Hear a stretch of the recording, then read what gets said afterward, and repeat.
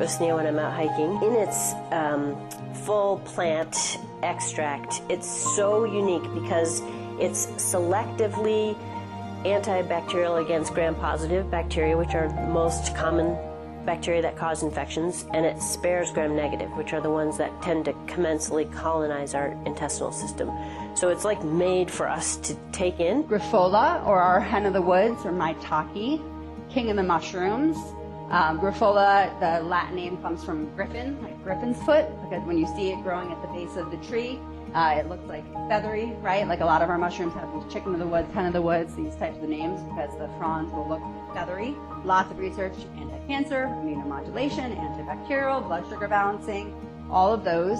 Let's jump for a second and jump over to plants and just talk about plant medicine. What are our goals? Well, really, remember the 4 stages? The second 2 that I talked about are going to be inflammation and proliferation. Somewhere in that is where we're going to have the biggest possibility of infection. And that's really a big part of what we're talking about here today, is how do we manage infection? How do we speed up the healing process using herbs? So that's really what we're looking at, and these are kind of some bullet points as to what where we're gonna get into. Skullcap, bitter, cooling again, and great for the mind, nervine, mild nervine, sedative. So this one can help as far as someone having sleep issues, but it's on the more milder side. And again, this is a great herb that's used for pitta, because literally skullcap, calming the heat of the mind. But its antispasmodic properties coming into play when thinking about someone dealing with those musculoskeletal issues like we talked about. And tea form as well, but typically tincture is how I use it, tea, tincture. We're going to get more into antioxidants, which are, we're going to go through each category, the polyphenols, the flavonoids. You know, they used to be called, I think in one class they named it, they said it earlier, it used to be called vitamin P.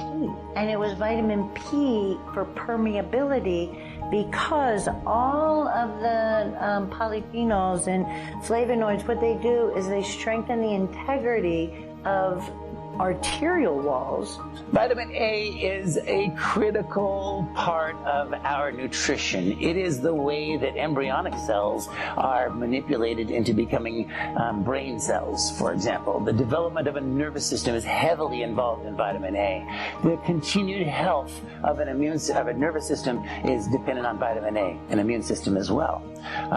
It can be irritating, it can be problematic, it can be drying, and all good things are a mixed bag. Green tea, Camellia sinensis, and the green tea part of tea has the most catechins, which are strongly antioxidant and have a lot of anti-HPV properties. ECGC, epigallocatechin 3-gallate, is one that's studied quite a bit.